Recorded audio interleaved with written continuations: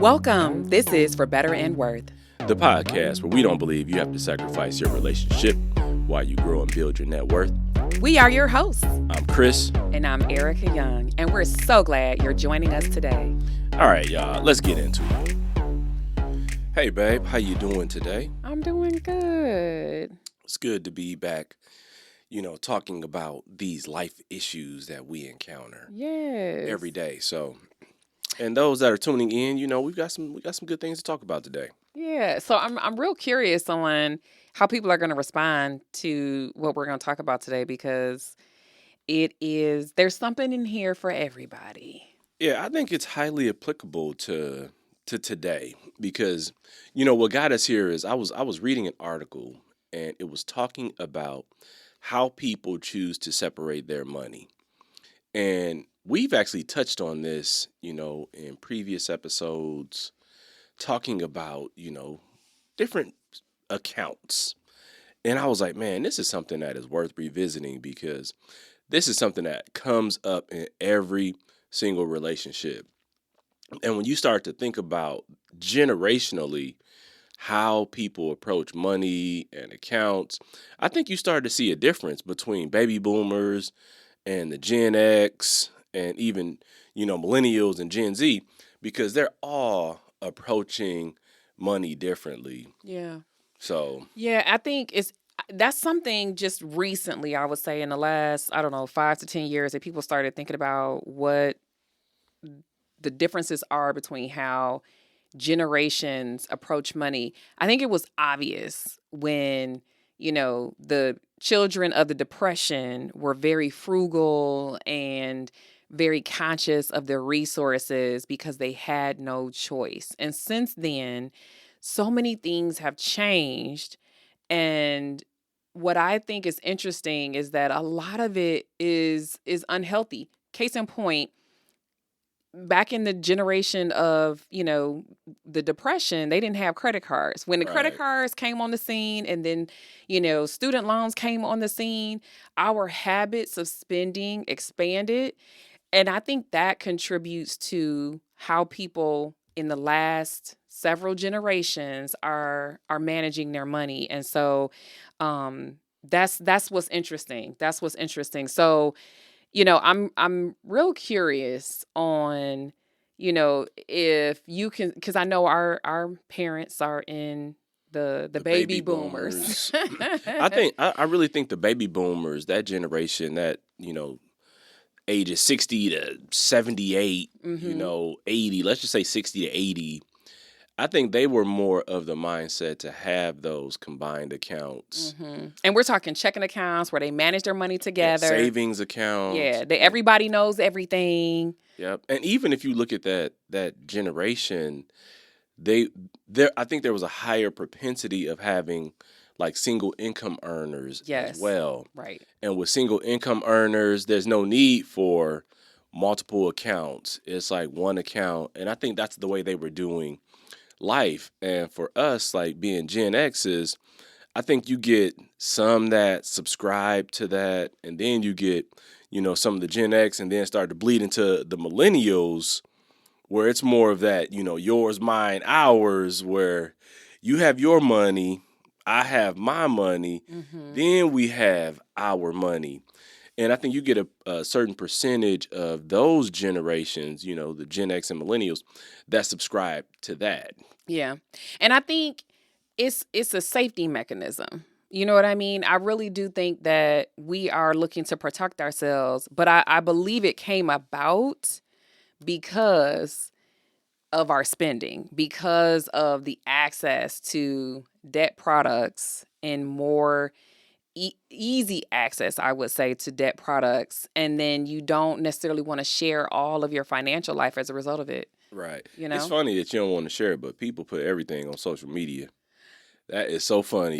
You put every aspect of your life on social media, but when it comes to money and you're talking about someone you're in a, monogamous or committed relationship, you like, hold on now, we talking about my money.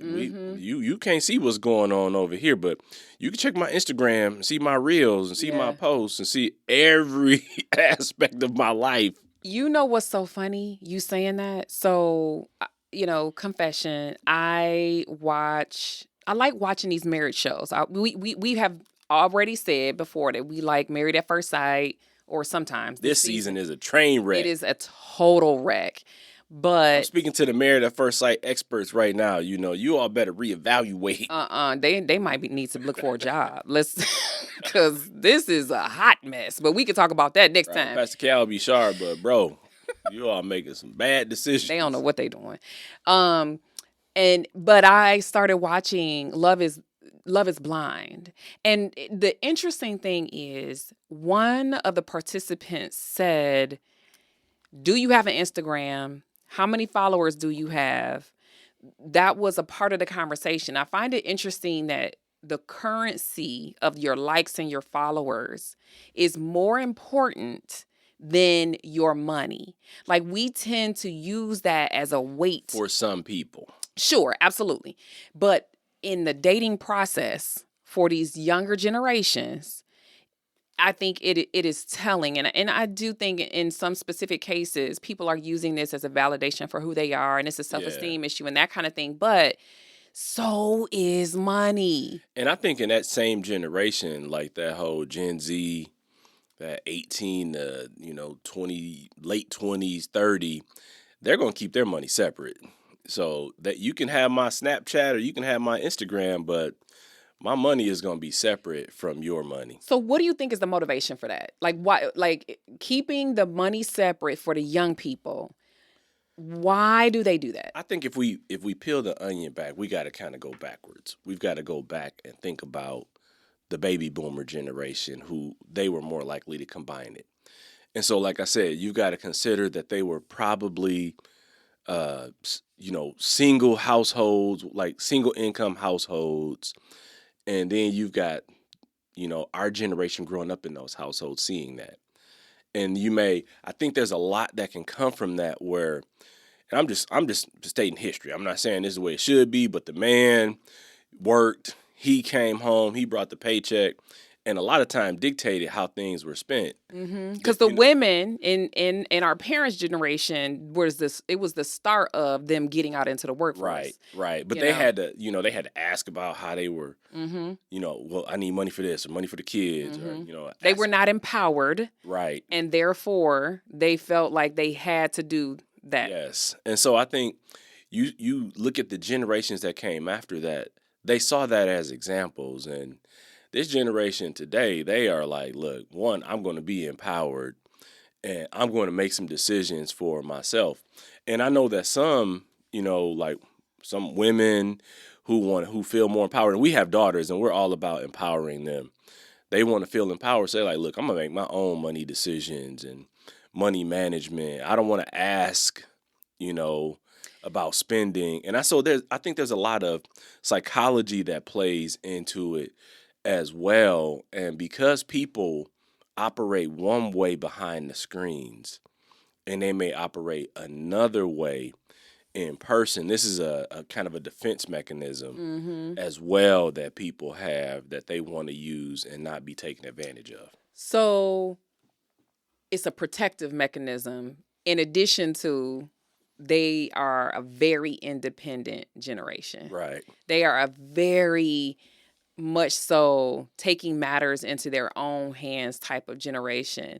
And while I appreciate people being initiators and to be determined and to know how, like if you're going to be independent and you want that separate account, you need to know how to manage that money, right? It forces you to have to manage that money, because the other part of this, the other challenge with previous generations is that when women weren't managing the money, whether or not they brought the bacon home or not, you know what I mean? Meaning outside the house, they brought in money. They weren't managing it. They didn't feel like they could manage it. And that in the last, I would say 20 years, there's been this shift to help women to understand how to be active participants in managing money. And so I think that part of this is the women's empowerment movement, but I also just think it's independent thought.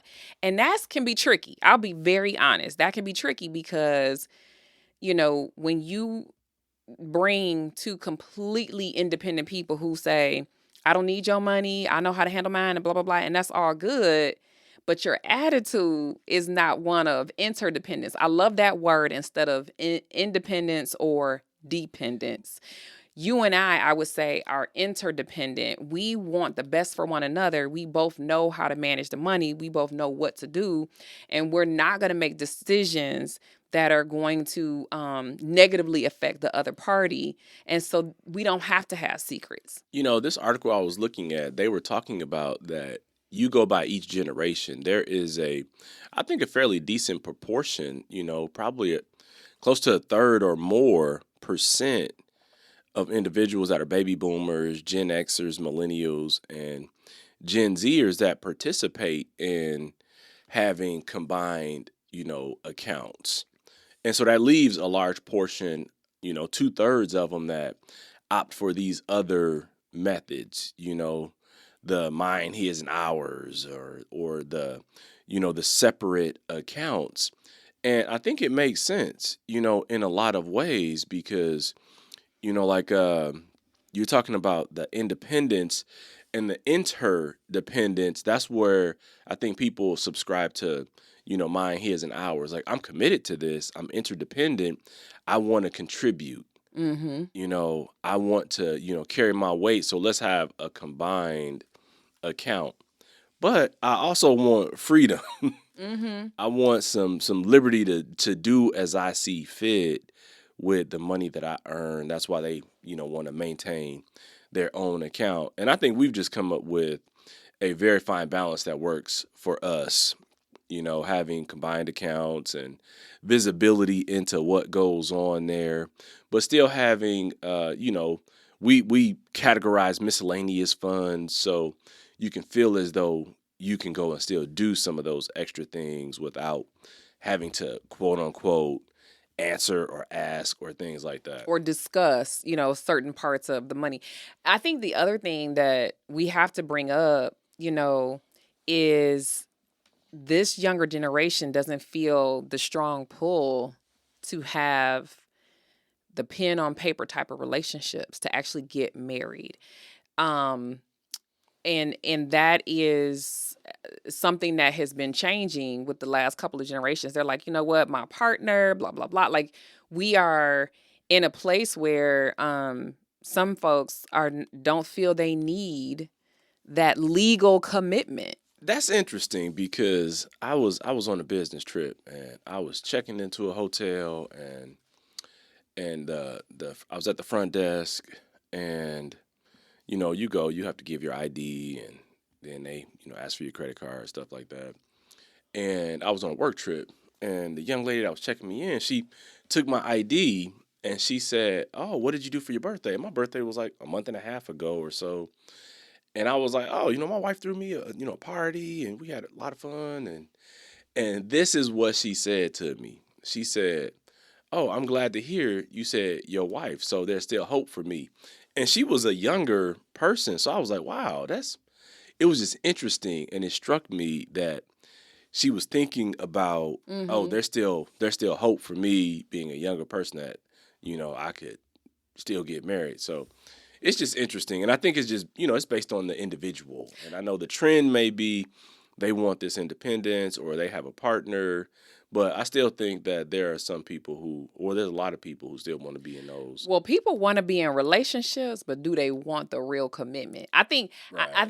think it's interesting. I think there's a difference too You because you know you know what I've called it, the quick generation, yeah, because yeah. like if it's not working, boom, I'm out. That's why these dating apps are so, prominent now because if it's not working, boom, I can swipe. Yeah. And if you keep your money separate, you've made that exit strategy easier. And that that's problematic. So I Actually, it's not problematic. It is actually easy because you can swipe and you don't have to untangle your money. You're like, boom, I'm out of here. but it's it's problematic for the health of relationships.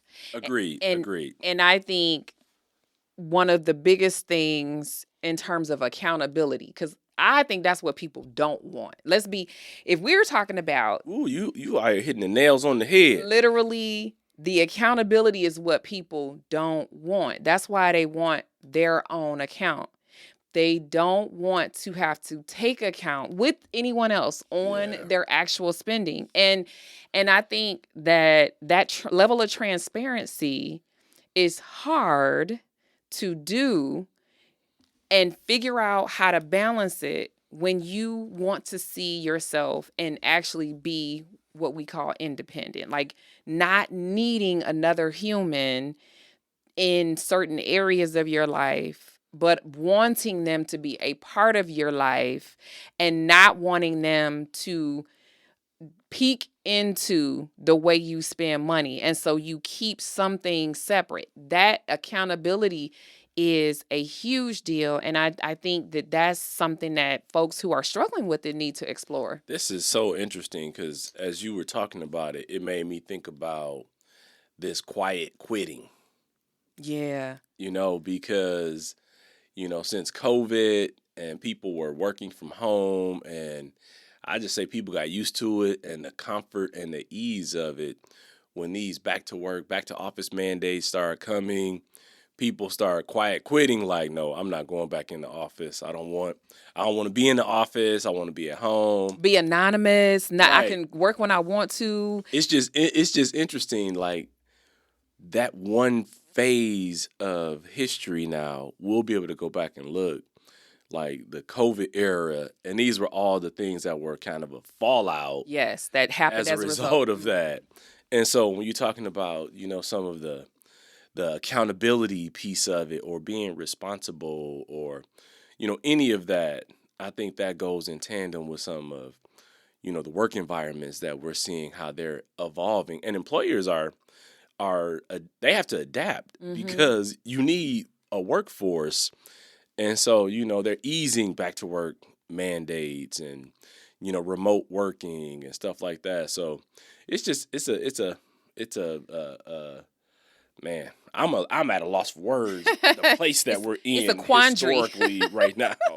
It's a quandary. I'm curious too on how productive workplaces are when you have different generations in it who approach work very differently. I mean, I think it's necessary. I think it's great to have variety, and I think all of the perspectives bring value to workplaces, but I do wonder about productivity in and of itself post COVID because of the mentality of I want to do what I want, when I want to do it, how I want to do it. That is a shift that has occurred for many, many people. What I've learned, because I've been a remote work, field based employee for many years. So when COVID hit, I was like, man, I've been working from home for that time, like 14, 15 years. So I've been, working from home for a long time.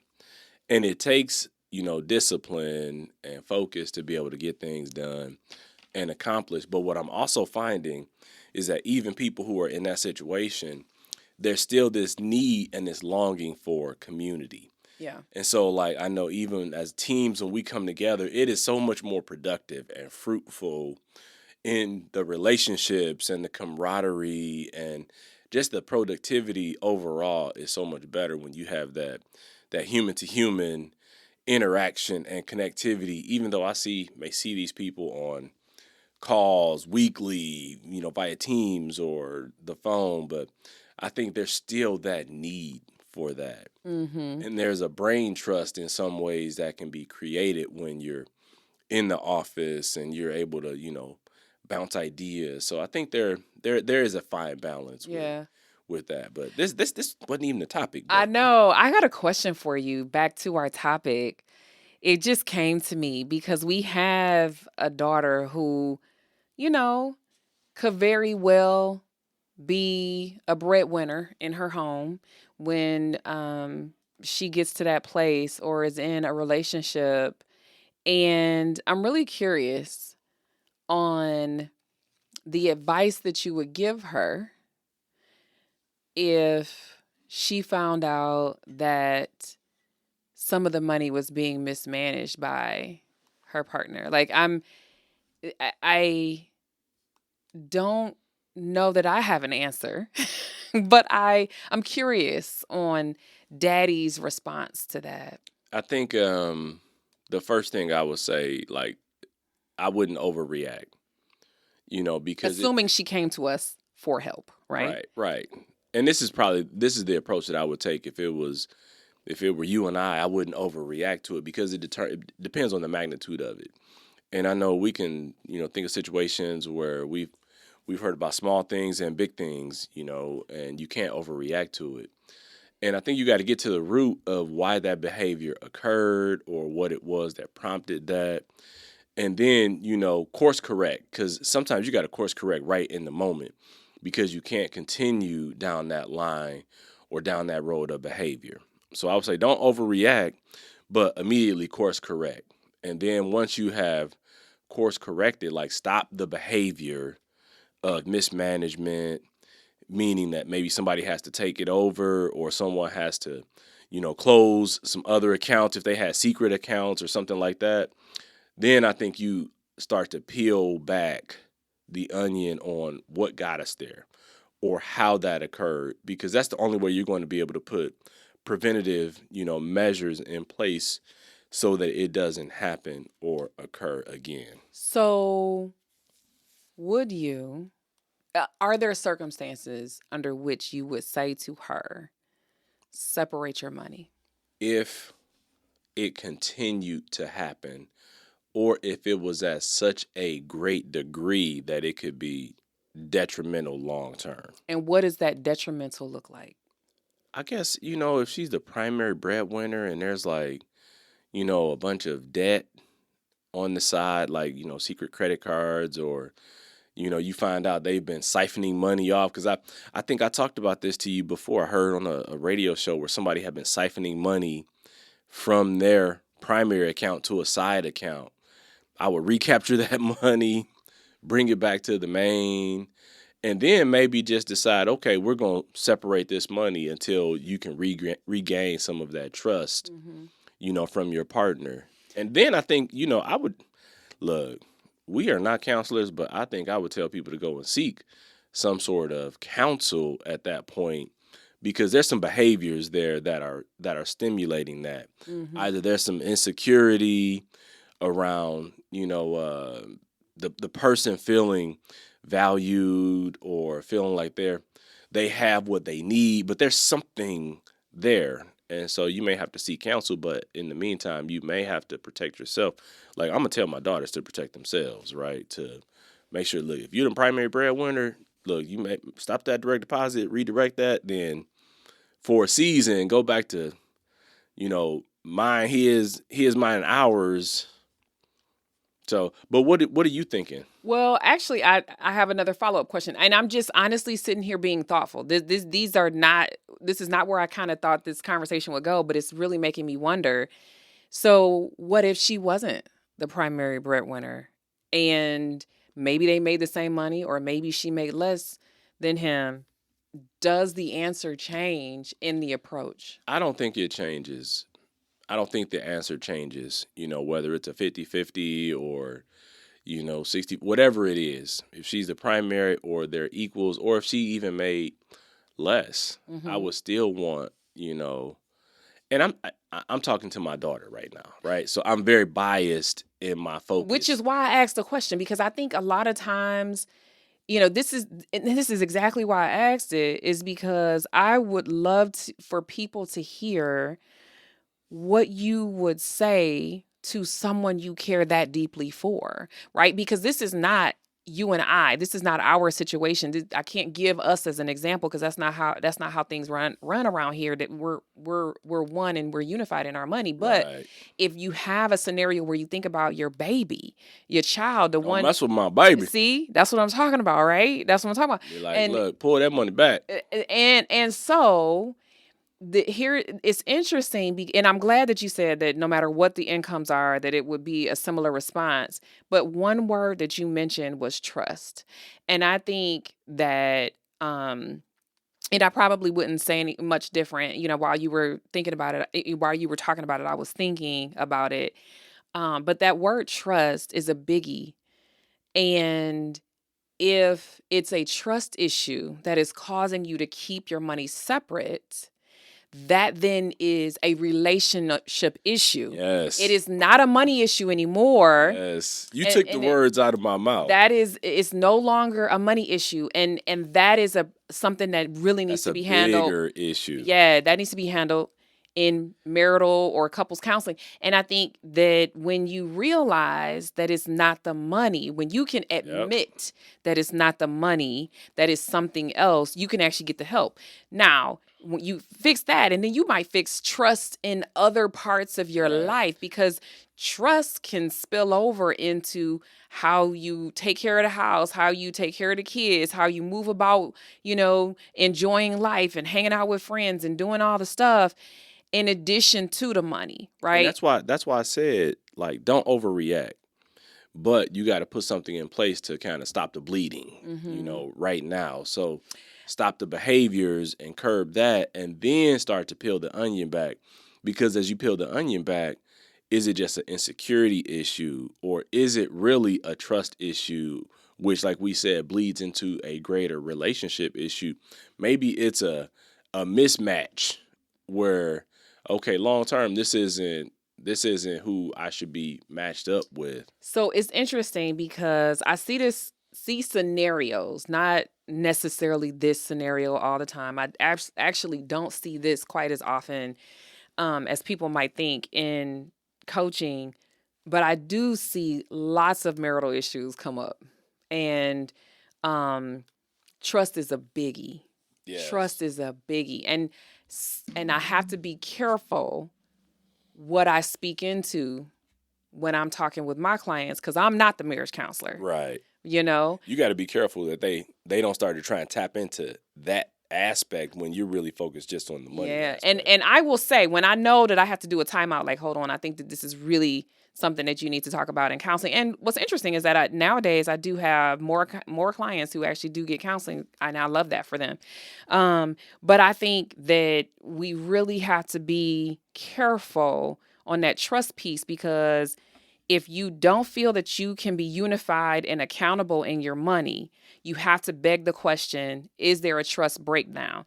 If you have his, hers, and ours, then do you is again, is trust broken down somewhere? Or if you continue to want it to be completely separate, is there something about that particular individual that is untrustworthy, or do you find it hard to trust people, period? You know what? As you were saying that, I was thinking about, like, what causes people to get into that his, hers, and ours money. And if you think about people waiting to get into relationships or Yeah, marriages sure. longer, you got people who are in their 30s and 40s or beyond, and they've been independent for so long. It's like to expect them to go from, independence in your early 40s, late 30s to, okay, we just gonna combine everything together, when I've been doing this on my own, like building my credit, getting my savings, creating retirement. That's a hard pill to swallow. Like, I need to dip my toe in the water. So let's set these hours accounts up, and if I don't know if this is gonna work. I'll be honest with you. I think that when people have done life a little bit, right, and Yep. they're no longer in their 20s and 30s, and let's just say they are like us, Gen X and older, that and you have assets. Let's put it this way: you Right. have You become assets. trepidatious about surrendering what you've built over time. But I will say that's when you need a prenup. Like, I am a fan. I will say Yes. that's a prenup. And as a matter of fact, you and I, in our trust documents, we have that if something happens to one of us and some other person comes Right. along, Something happens to you, I'm gonna be like, look, my we deceased wife, she required me to have this prenup. yes, we have it in our directives that you do a prenup That's because right. nobody's going to get the money that you and I built over the course of these 25 years. Because I want to pass that on generationally to Yeah, to the my children kids and that my are grandkids to your be bloodline. right. So it's like, and a prenup, you can have, different portions written out in there as far as different provisions included in there. So, Yeah, so I think here's what's interesting is in those mid to later years of life, a prenup does more help to keep make it clear from the beginning what the expectations are. right. And you can still have one account for your checking account and your daily living because you've made the provisions for the rest. So there again, there's reasons for that because we just talk about you giving it to your children instead of this new person who wasn't And not around. saying that, you want to invest into, the person that Yeah. you're in a relationship Yep. with and you want to build with them. And like I said, there can be that provision that, from this time forward, whatever we accumulate would be 50-50. But, Mm-hmm. and that's if you have assets, Right. Everybody who's listening to this may not be at that point, but it's just something to consider around the psychology around why people choose to do what they do. And these young people will eventually become the 40 and 50 and 60-year-old people who will need to know this information.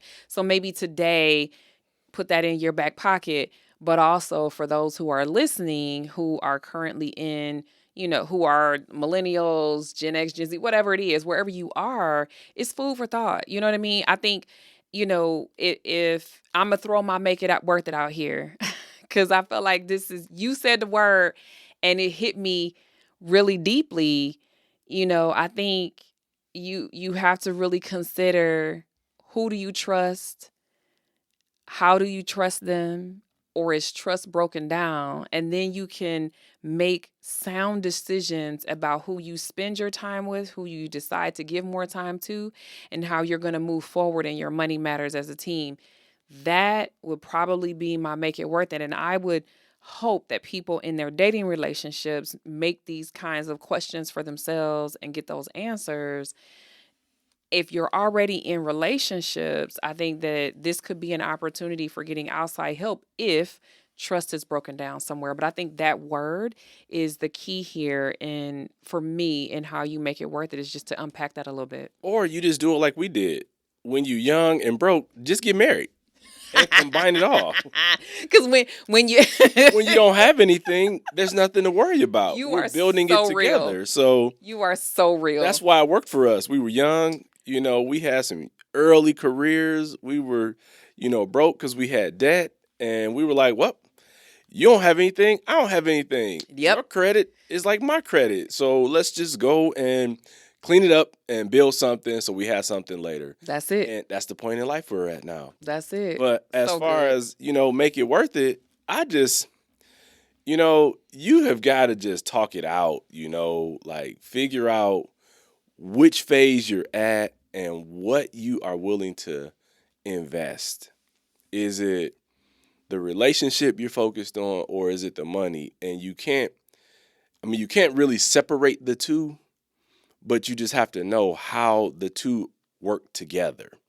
And so for me, my make it worth it really is just focus on the big picture. Like, you want to have a lasting relationship. How can we create that? And if we're at a point in our lives where maybe you're older or mature and you need to start out with his, mine, and ours, start that way.